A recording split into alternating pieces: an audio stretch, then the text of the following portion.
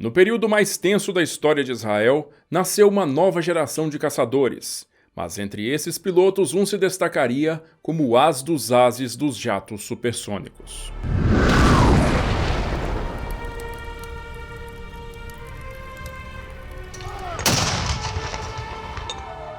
Giora Epstein nasceu no dia 20 de maio de 1938 no kibbutz Negba, localizado no sul do então Mandato Britânico da Palestina, em plena revolta árabe que pedia o fim da ocupação estrangeira e da imigração irrefreada de judeus para a região. Era filho do casal Hillel e Shaya Epstein, judeus poloneses que haviam se mudado para a Palestina no começo dos anos 30, estabelecendo-se lá como agricultores. Enquanto crescia, o pequeno Giora observava curioso as manobras das aeronaves britânicas que operavam na região durante a Segunda Guerra Mundial e consumiu avidamente diversos livros sobre batalhas aéreas e biografias de pilotos, passando a aspirar tornar-se um desses heróis. Quando estava no ensino médio, no começo dos anos 50, Epstein ingressou na Gadna, a organização israelense que preparava jovens para o serviço militar, alistando-se no braço aéreo das Forças de Defesa aos 18 anos de idade, em 18 de agosto de 1956. Seu treinamento básico foi interrompido em outubro pelo conflito que ficou conhecido como a Crise de Suez, durante o qual ele serviu como municiador de aeronaves de combate. No ano seguinte, ele se inscreveu para o processo seletivo de pilotos militares,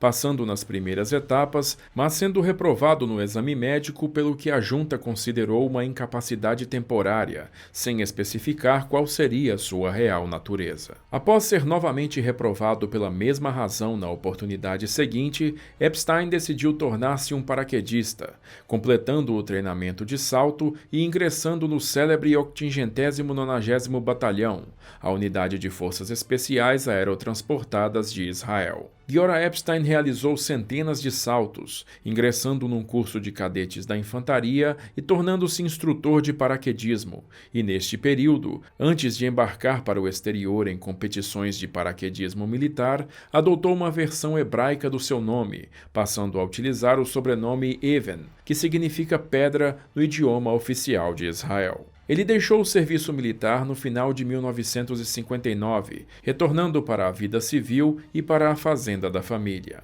Giora estava, entretanto, desconfortável com aquela existência pacata e não conseguia aceitar as reprovações que havia sofrido para o treinamento de voo militar. Em 1961, ele voltou ao serviço, novamente na função de instrutor paraquedista, desta vez integrando a equipe de instrutores israelenses que trabalhou na formação de paraquedistas militares na Etiópia, como também investigou a razão médica para sua reprovação no curso de pilotagem. Os médicos haviam diagnosticado uma disfunção cardíaca nele, uma condição anormal, mas não determinantemente proibitiva para o voo. Determinado, ele tentou mais uma vez ingressar no treinamento de pilotagem e desta vez foi liberado pelos médicos, com a condição de que se tornasse um piloto de helicópteros.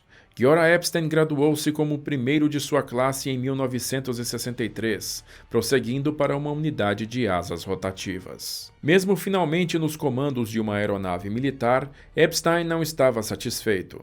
O que ele realmente queria era pilotar caças a jato e não iria desistir facilmente deste ideal. Discretamente, ele enviou seus relatórios médicos para um cardiologista da Força Aérea dos Estados Unidos, que os analisou e atestou que sua condição cardíaca não constituía fator de impedimento para o ingresso na aviação de caça.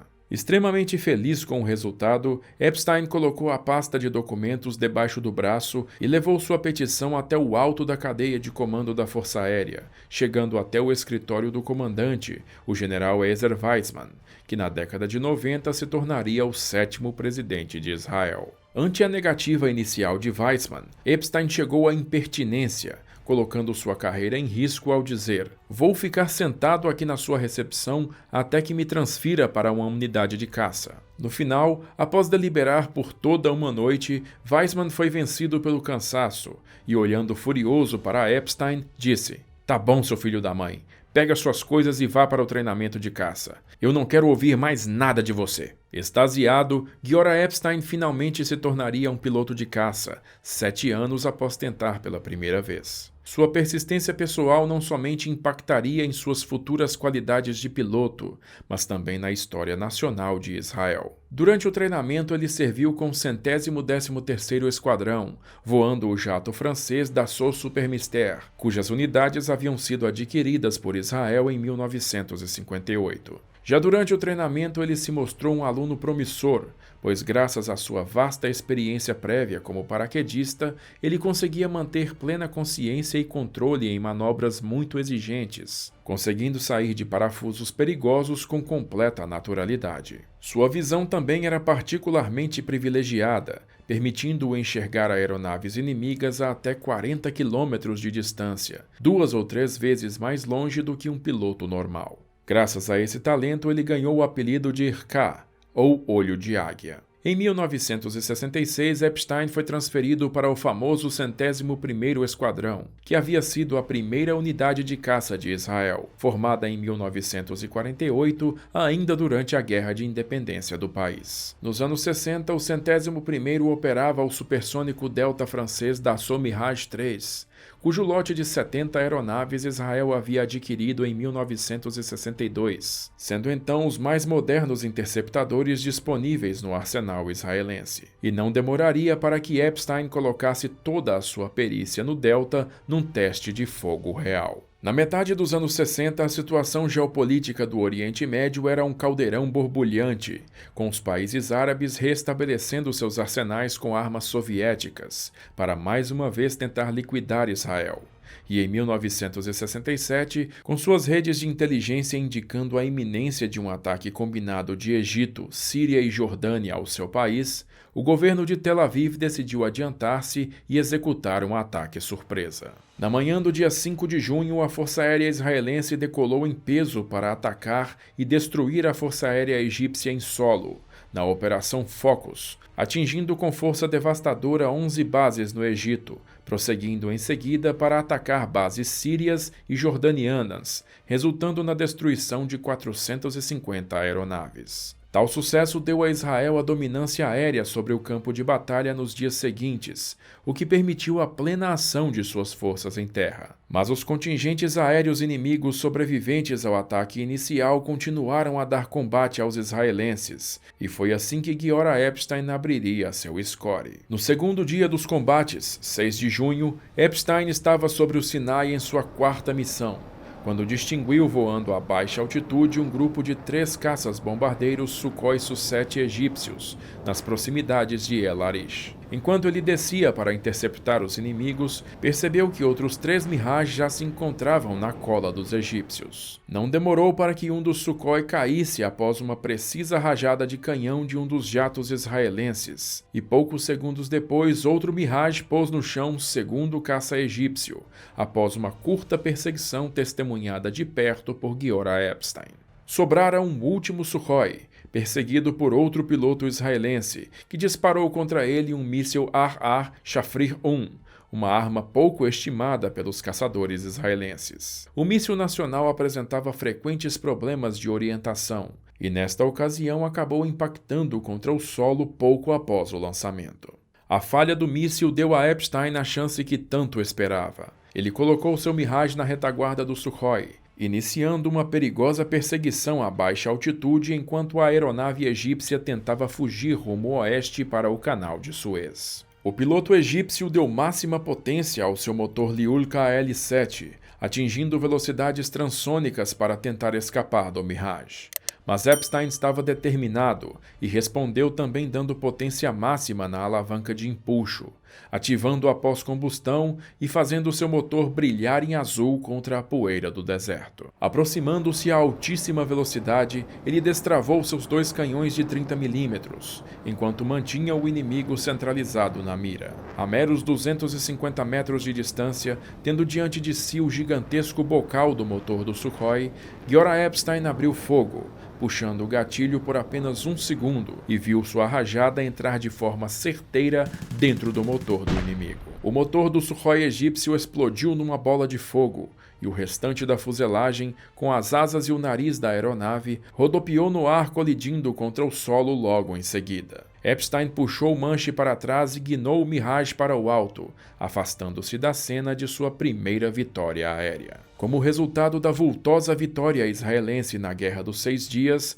Israel anexou ao seu território toda a península do Sinai, provocando a ira do mundo árabe e particularmente do presidente egípcio Gamal Abdel Nasser, que ordenou a realização de numerosos ataques fronteiriços às posições israelenses no Sinai, num conflito que ficou conhecido como Guerra de Atrito. O conflito, que foi iniciado com pequenas trocas de fogo de artilharia, mais tarde evoluiu para grandes escaramuças fronteiriças e ações de forças especiais, incluindo também o vasto uso de aviação em ataques de incursão, resultando em numerosas batalhas aéreas. Durante esses conflitos, o Esquadrão 101 continuou a realizar missões de ataque a posições do exército egípcio ao longo do Canal de Suez, e em 20 de julho de 1969, sobre Ismailia, na margem ocidental do canal, Epstein derrubou com tiros de canhão seu segundo inimigo, um caça Mikoyan Gurevich MiG-17. Seu terceiro abate viria em 11 de setembro daquele ano, quando ele interceptou um Su-7 durante um ataque aéreo de 60 aeronaves egípcias.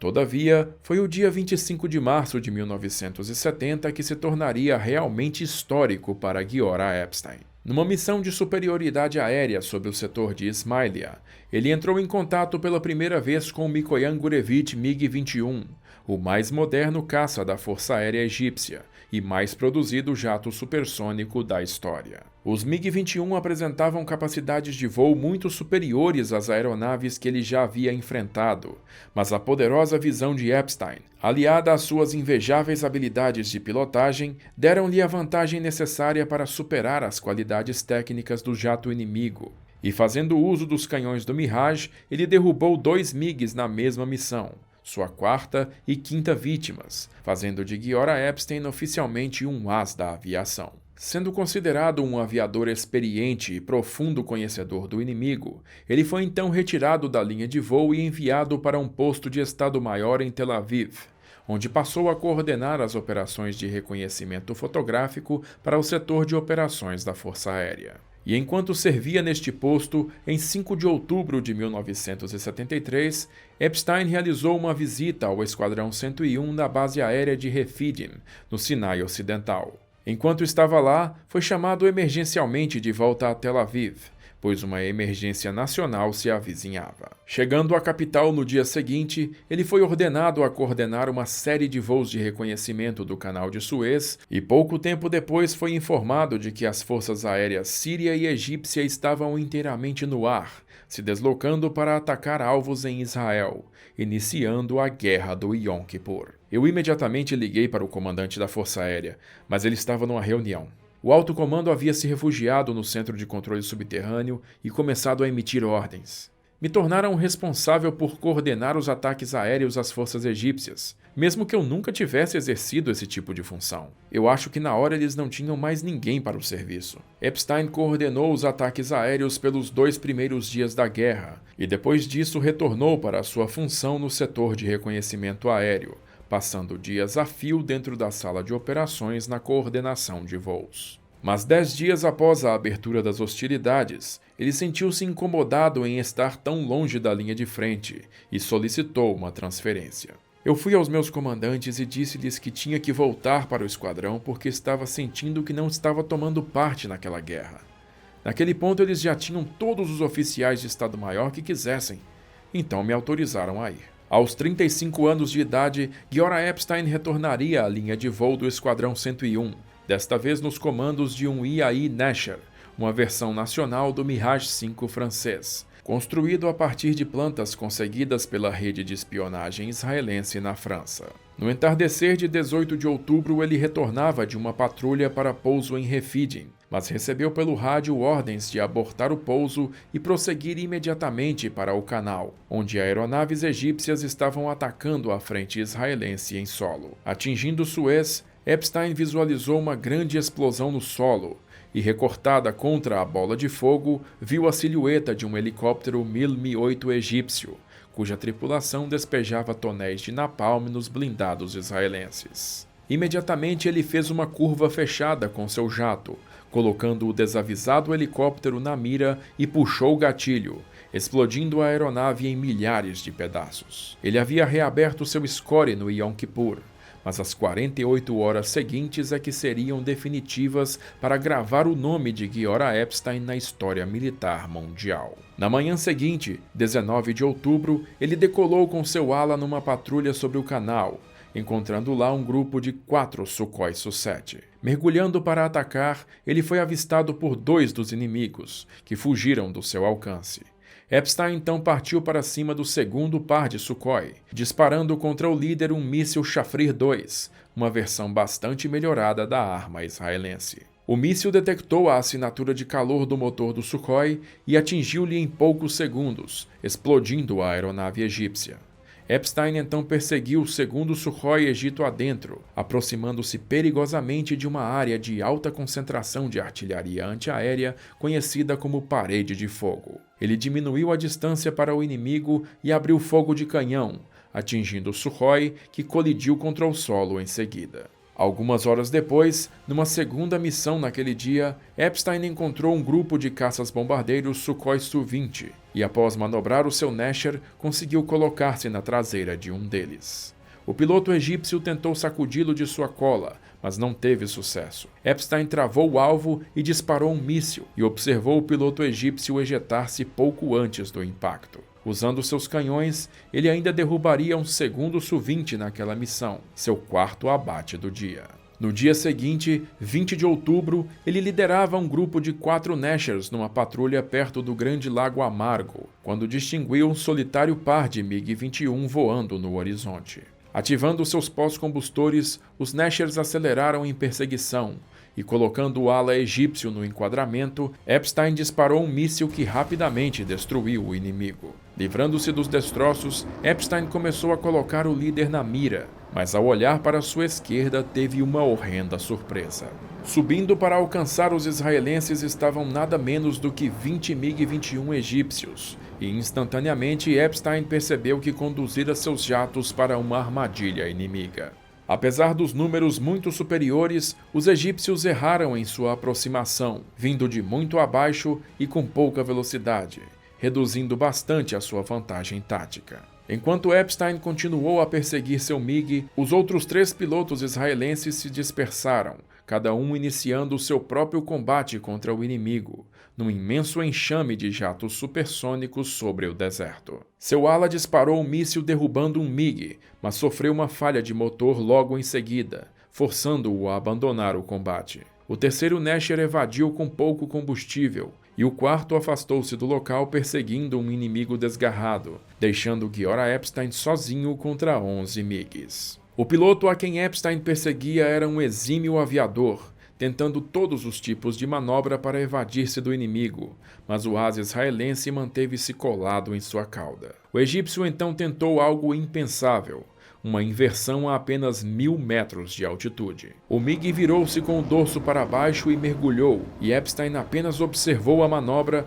já antecipando a colisão do inimigo com o solo. Mas surpreendentemente o egípcio conseguiu recuperar-se a pouquíssimos metros do chão, tentando se elevar em meio a uma nuvem de poeira. O surpreso Epstein não perdeu tempo e, vendo o MiG semi-paralisado no ar, abriu fogo de canhão e o explodiu. Agora cercado por 5 pares de caças, ele realizou uma das mais impressionantes sequências de manobras evasivas de toda a história da aviação, conseguindo no fim derrubar outros 2 MiG-21, perdendo sua 5ª presa apenas por falta de combustível. Todo o combate durara apenas 10 minutos, mas o esforço físico e mental de Giora Epstein fora tamanho que parecia ter durado horas. Ao pousar de volta em sua base, o exausto piloto teve que ser retirado da cabine por sua equipe de solo. 4 dias depois, em 24 de outubro, Epstein ainda abateria mais 3 MiG-21 sobre o Grande Lago Amargo, e a Guerra do Yom Kippur foi encerrada poucas horas depois. Giora Epstein havia atingido a impressionante marca de 17 vitórias aéreas confirmadas, fazendo dele o maior as da era dos jatos supersônicos.